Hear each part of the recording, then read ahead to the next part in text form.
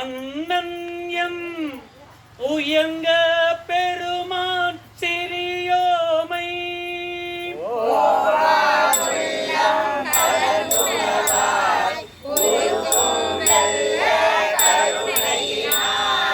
ஆவா என்ன பட்டன்பாய் ஆட்பட்டிர் வந்து ஒரு படுமில்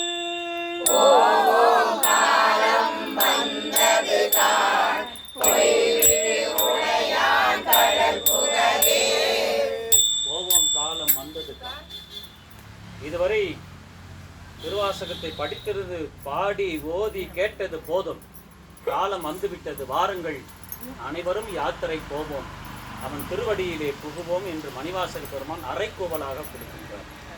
யாரெல்லாம் கைலாயத்திற்கு போக வேண்டும் என்று நினைப்பவர்களே வாருங்கள், அனைவரும் நாம் கைலாயத்திற்கு போவோம். போகும்போது அங்கங்கே சொல்றார் மணிவாசக பெருந்தகை. எப்படி ஒரு யாத்திரைக்கு அழைச்சிட்டு போனால் எப்படி சொல்லுவாங்க, அம்மா காலை உணவு எடுத்துகிட்டு வந்துடுங்க, காலை 8 மணிக்கு பேருந்துங்க நிற்கும், 8:30க்கு நம்ம அந்த ஊர் போய் பார்ப்போம், 9 மணிக்கு அங்கே போவோம்.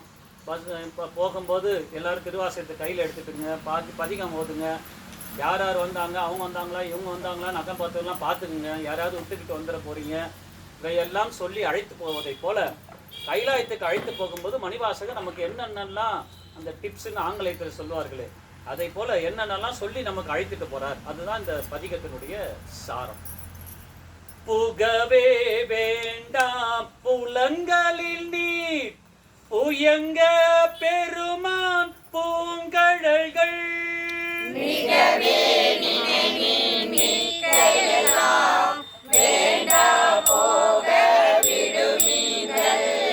நகவே நாலத்து உள் புகுந்து நாயே அன்னைய நம்மையாண்டு தகவே உடையான் தனை சார தலராதிருப்பார் தாம் தாமே.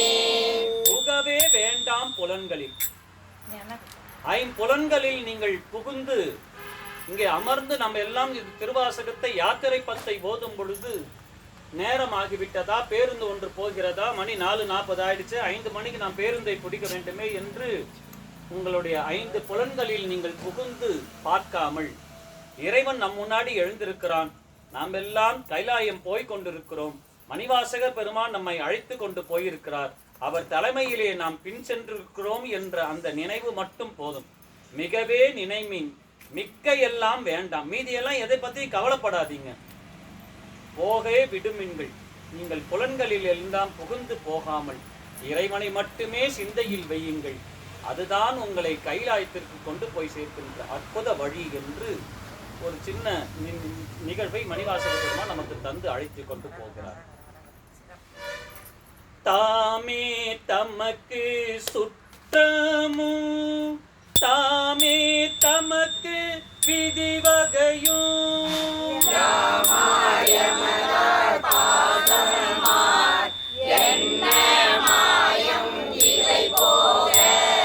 கோமான் பண்டை தொண்டரோடும் அவன் தன் குறிப்பே குறிக்கொண்டு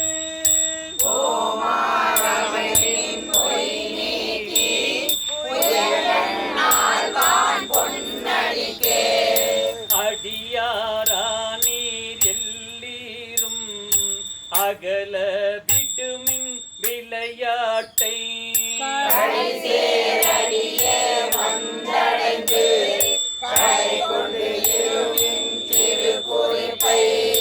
செடி சேர் உடலை சல நீக்கி சிவலோகத்தே நம்மை வைப்பார்.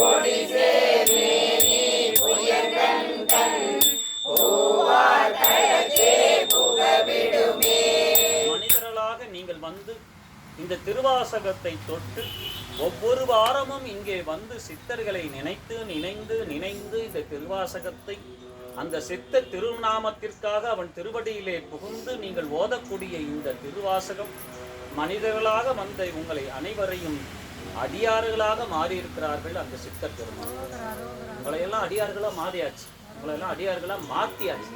நீங்க மாற வேண்டும் என்று நினைத்தாலும் கூட அவர்கள் மணிவாசக பெருந்தகை உங்களை எல்லாம் அடியார்களாக மாற்றினார்.